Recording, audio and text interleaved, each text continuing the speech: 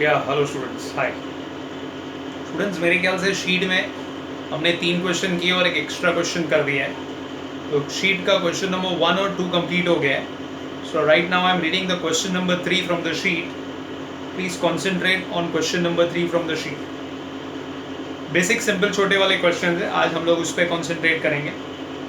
The following data relates to the manufacture of a standard product during the 4 week ended okay 28 Feb 2015। Okay, so यहाँ पर question में जो information दिया है वो 1 मंथ का दिया है, 4 वीक्स का दिया हुआ है।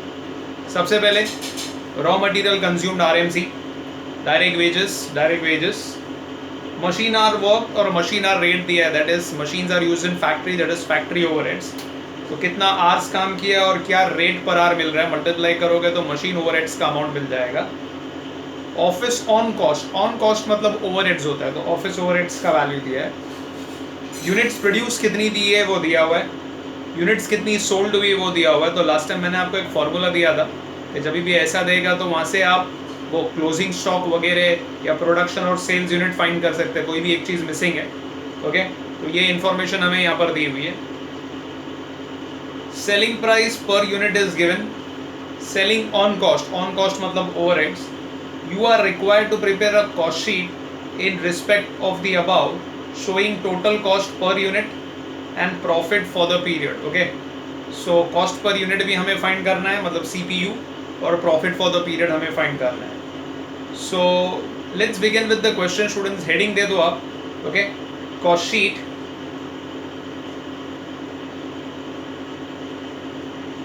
for the period of 4 weeks ending 28 Feb 2015. Cost sheet for the period of 4 week ending 28 Feb 2015.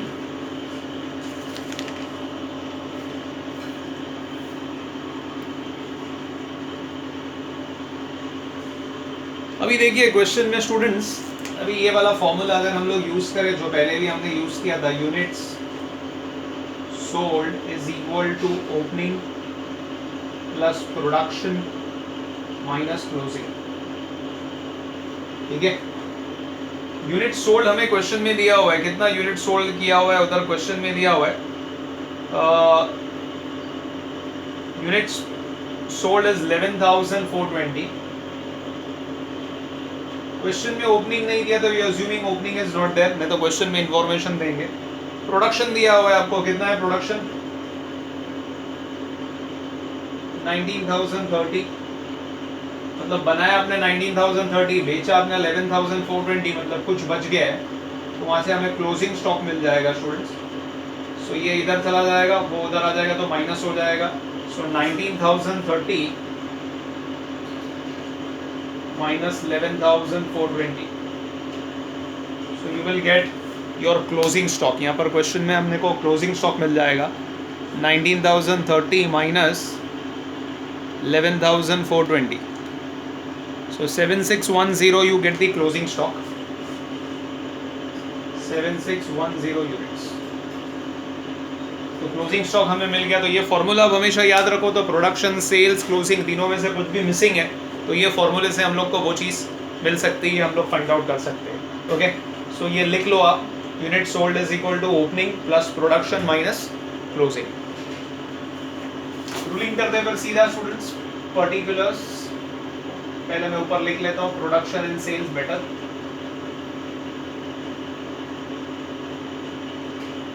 So production है हमारा 19,030 यूनिट्स और सेल कितना है 11,420 units.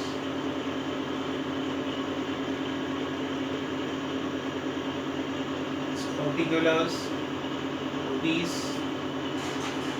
total rupees and CPU. Okay, particulars, rupees, total rupees and CPU.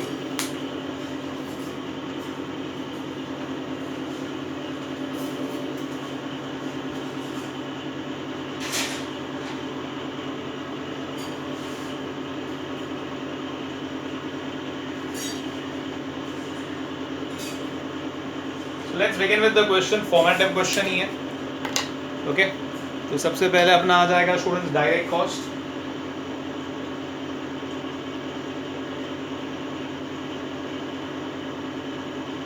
इसमें पहला है raw material consume,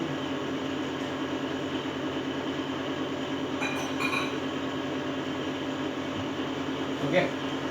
direct cost में सबसे पहले आ जाएगा raw material consume, directly amount ही दे दिया है स्टूडेंट्स।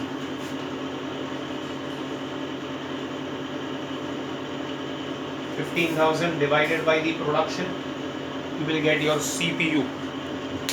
So देख लीजिए कितना आता है, 15,000 divided by production 19,030, 2 पॉइंट पे राउंड ऑफ कर देंगे 0.79। फिर आ जाएगा direct wages labour,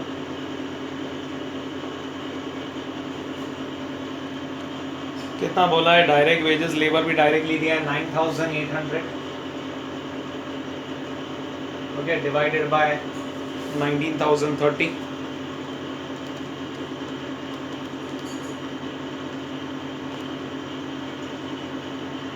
$0.51।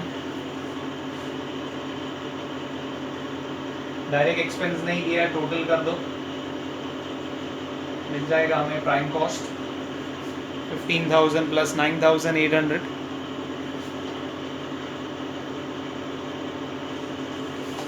$24,800 divided by the production, production कितना दिया है 19,080,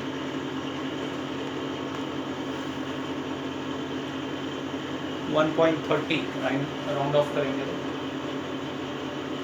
देन कम्स इनडायरेक्ट कॉस्ट, इसमें पहला आ जाएगा आपका factory overheads.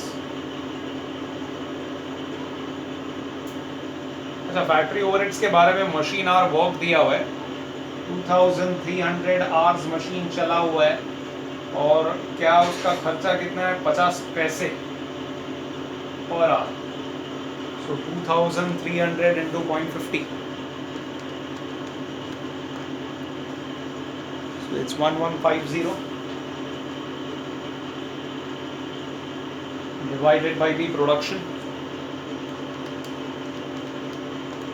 so you get CPU 0.06, total कर लेंगे तो हो जाएगा वर्क कॉस्ट, फैक्ट्री कॉस्ट, अभी शॉर्ट फॉर्म चलेगा, एग्जाम में सब फुल फॉर्म।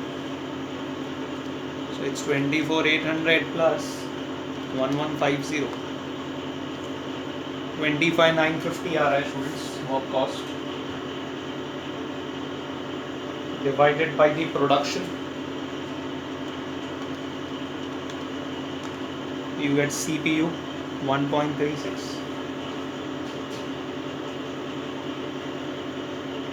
फिर आ जाएगा office and admin overheads,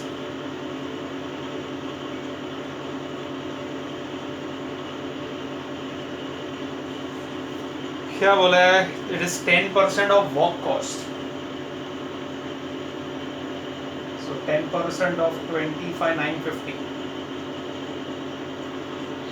2595, 10% of work cost बोला है, 2595 divided by 19,050, 0.14 ऐड करेंगे, मिल जाएगा आपको cost of production,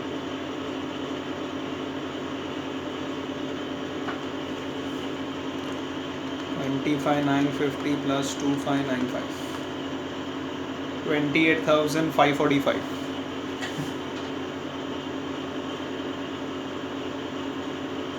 divided by the production, CPU मिल रहा है 1.5, CPU 1.5। अच्छा, अभी स्टूडेंट्स क्वेश्चन में अगर आप देखो तो पॉइंट ए में बोला है find out total cost per unit.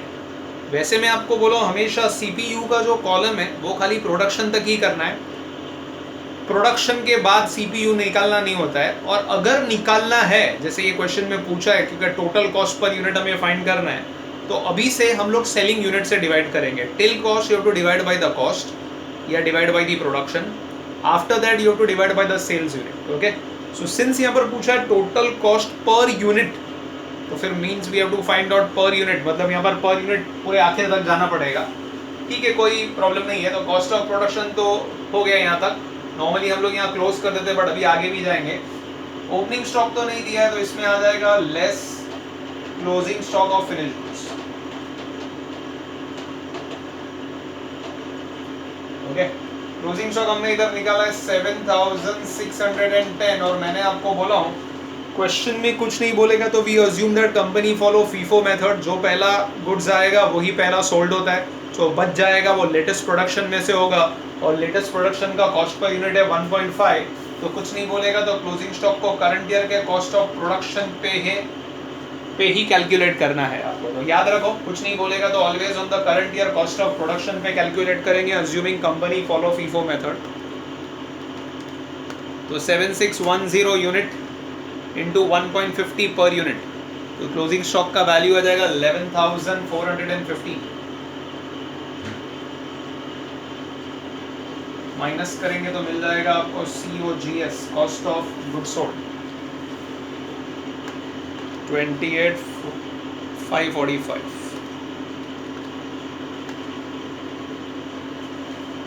तो COGS मिल गया 17,130. और अभी से CPU हमें जो निकालना है स्टूडेंट्स, ओके, वेरी इंपॉर्टेंट, आप किससे निकालोगे? सेल्स यूनिट से निकालोगे. जो 17,130 divided by the sales unit 11,420.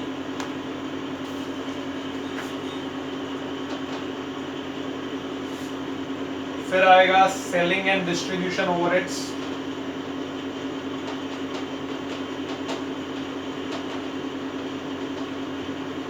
और वो कितना बोला है आपको क्वेश्चन में student? Selling on cost is 10 पैसे पर यूनिट.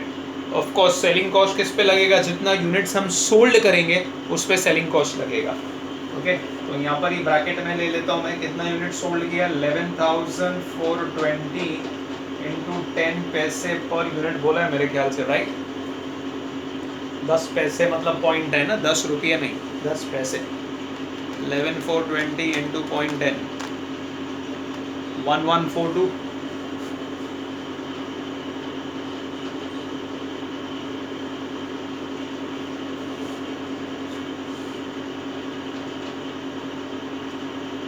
पॉइंट 10 या 0.1 बोलो, जैसे भी आपको ठीक लगे. ऐड करो तो मिल जाएगा आपको टोटल कॉस्ट. उसमें you will add your profit, you will get your sales. So total cost 17,130 plus 1,142, 18,272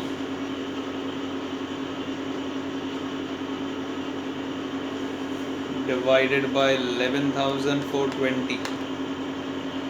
So total cost per unit जो पूछा था वो मिल गया मुझे 1.6.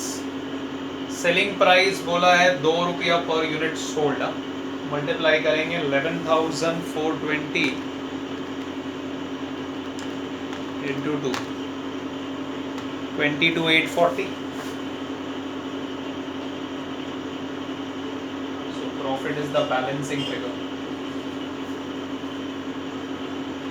22,840 सेलिंग प्राइस है और कॉस्ट है 18,272.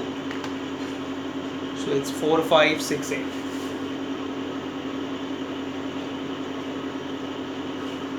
and 4,568 divided by the selling units.